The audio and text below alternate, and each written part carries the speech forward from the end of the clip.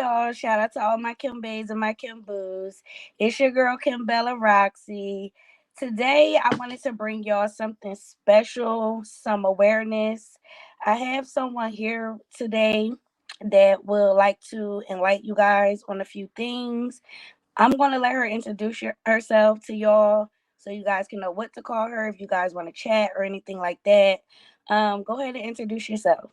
Hey, y'all, ladies and gentlemen. My name is Rashida, but I go by SUWON. Y'all can call me SUWON May. All right, Suwan May. I'm gonna call you Suwan Way because I know you by Rashida, but we gonna respect your wishes and call you Suwan May. Okay. For the people that don't know you, did you grow up in the city, in the suburbs? Okay, so I was born in Trenton. I was born to a 17-year-old mother, a 20-year-old father, that was in the streets. My mom, she was a teenager. And my mom, she went through a lot of things when I was a child myself, as far as a lot of mental issues that she grew from, that she's better now.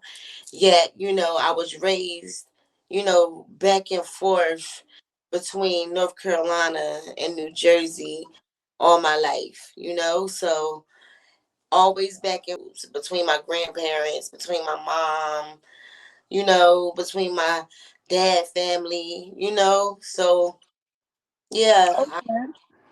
Did that leave you, the back and forth? Do you think that has some type of impact on your childhood? Yeah, I say it would, because it's like I wasn't really never like stable. You get what I'm saying? Mm-hmm. I had a good, a support system as far as like, being taken care of as a kid, but as far as like stability, it wasn't so good. So one year I'll be in North Carolina for a couple years. The next year I'll be in New Jersey for a couple years. That had a lot to do with just me changing, having to always change all the time, because you got to adapt to your environment that you're around. That's true. I think stability at a young age definitely plays a part in your adulthood. It definitely can leave some trauma.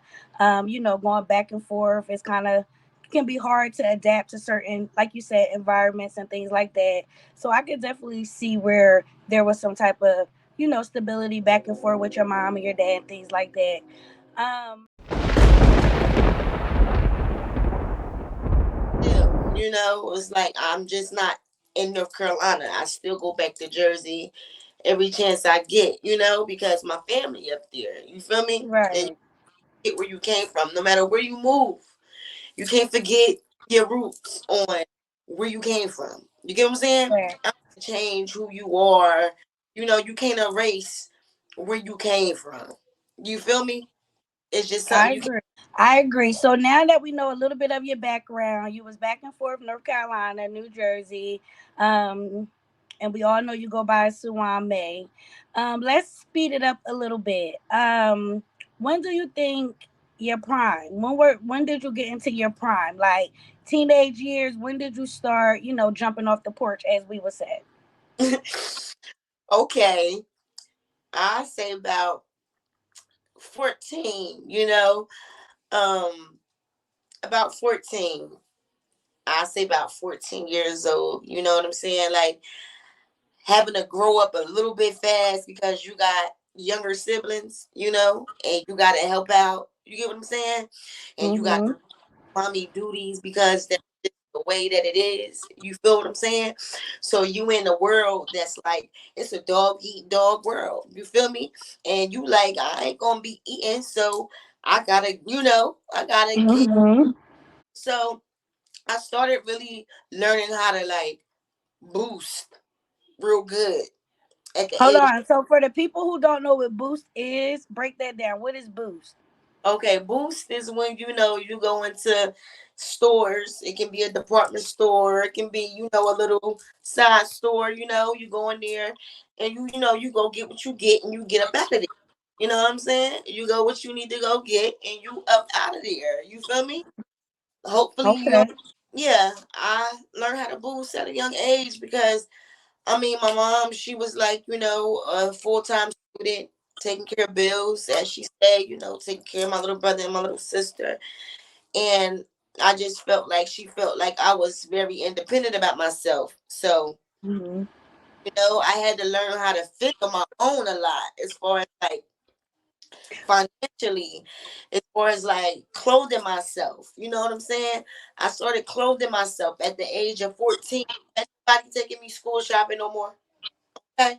At the age of 14, it was no more, oh, I'm taking you to go get some clothes for school. You know what I'm saying? All that, it landed on me.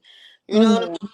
I was my own stability as far as making sure I had food, making sure I had clothes, making sure, you know, I kept my hair done. My mom, she'd do my hair, but I made sure I supplied the hair. You feel what I'm saying? Mm-hmm. Mm-hmm. So we can pretty much say, like, is it safe to say you grew up kind of fast?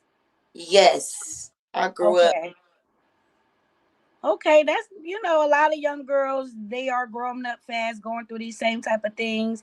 So what we are going to get into is definitely going to spread awareness to women, men, boys, girls, all around. So definitely, that's not, I mean, it's not the ordinary, but it's not something that we not used to nowadays. 14 is like the age that these kids are doing whatever they doing. So I feel you on that, taking care of yourself. Shout out to you. Let's see. Now, God, speaking of 14-year-old SUWON May, what yeah. was you into? Because I know back in the day, you was the let's get into it. You was the leader of, what was it, Prissy Gang? What was you Missy into? girl, okay, girl, we used to be running the streets at a young age. We had respect from the OGs, okay? Like, it was all, funny games at first. You get what I'm saying? Because it was just like, I feel like everybody just came together, you know what I'm saying? That was like going through stuff at a young age. Like, we all as girls just came together because we all just came from broken homes. You know what I'm saying? Mm-hmm.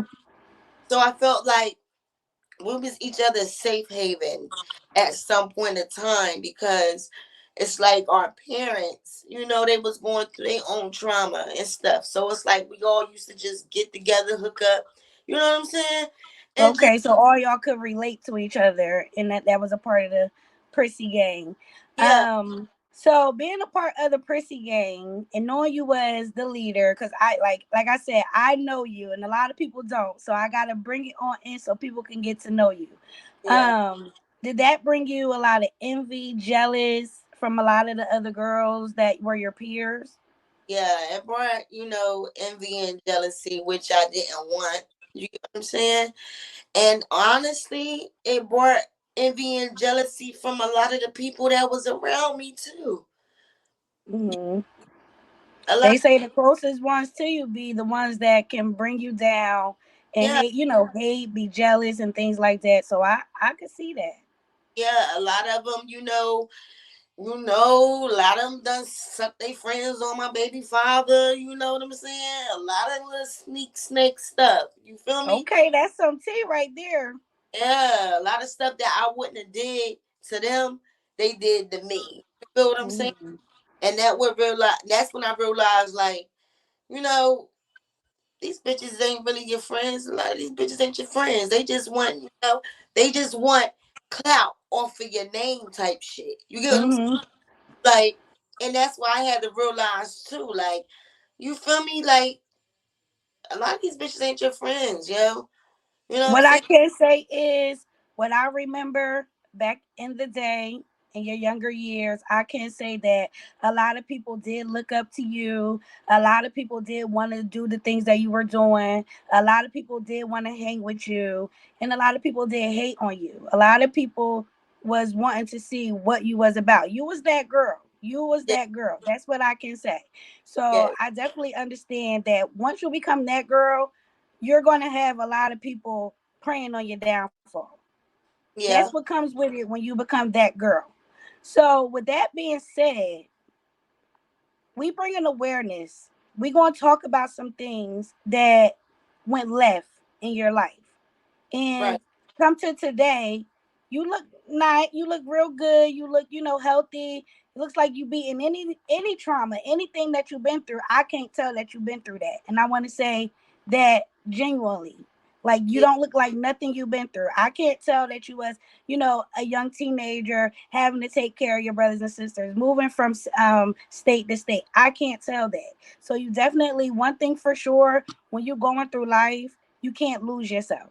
You And can't. with that being said, I definitely see that you doing what you got to do to stay true to you.